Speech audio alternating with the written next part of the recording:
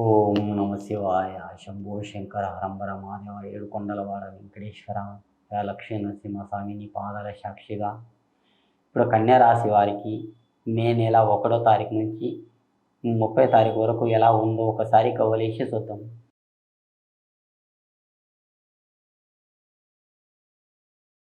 కన్యా రాశి వారికి అన్నీ బోల్తానే పడ్డాయి. 1, 2, 3, 4, 5 5 కూడా పోల్తానే పడ్డాయండి.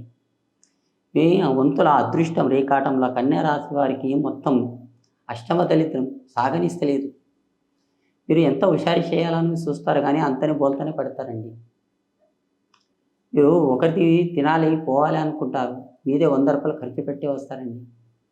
కానీ మీకు భగవంతుడు ఇచ్చిండు, దేవుడిచ్చిన అన్నం దేవుడిచ్చిన బట్టకేం కరువు లేదు. ఆ భగవంతుని దయ వల్ల బాగుంది.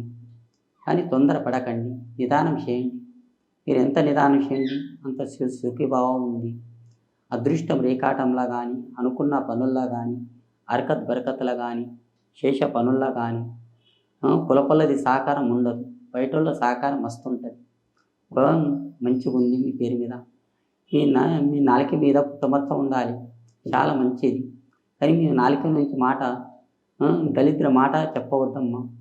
ఏదన్నా మాట వస్తే సూటిగా చెప్పేయండి. వాళ్ళకి లాభం జరుగుతుందని చెప్పండి, లాభం అవుతుంది.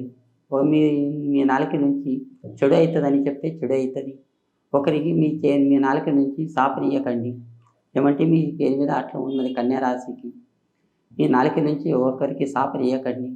మీ అనుకున్న పనులు మీకు బాగానే జరుగుతుంది. అని ఏ పని చేసినా కానీ బాగుందమ్మా అని ఒకరికి మీరు సహాయపడతారు. అని మీ అదృష్ట గీత కూడా మంచిగా ఉంటుంది. మీకు కులపొల్లది మీకు మద్దతు ఉండదండి, బయట వాళ్ళది మీకు సహకారం మంచిగా ఉంటుంది. కానీ ఈ నెల అదృష్టం మే నెల 1వ తారీఖు నుంచి పడితే 30వ తారీఖు వరకు నంబర్ 1 ఉంది మీ పేరు మీద. కొన్ని కష్టాలు చిక్కులు వచ్చినా ఏదొచ్చినా కానీ మొత్తం తొలగిపోతూనే ఉంటాయి. కొద్ది కొద్దిగా వెళ్ళిపోతూనే ఉంటాయి. ఏం టెన్షన్ తీసుకోకండి. కానీ అదృష్టం రేకాటంలో మీ మధ్యలో ఒక అబ్బాయి కూడా వస్తాడు. అనుకోకుండా సడన్గా ప్రేమలో పడే యోగం కూడా ఉన్నది. ఆ ప్రేమ పిచ్చి యోగం మీ వంతులో ఉన్నది. అది తప్పకుండా అవుతుంది అమ్మాయి. ఆ గడియ మంచిగా ఉంది. అబ్బాయి కూడా మంచివాడే కానీ చెడ్డవాడు కాదు.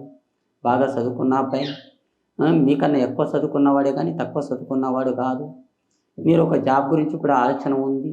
ఆ జాబ్ కూడా మీకు తప్పకుండా అవుతుంది. మీకు ఎక్కడ పైన మీ పేరు మీద మంచిగా ఉంది.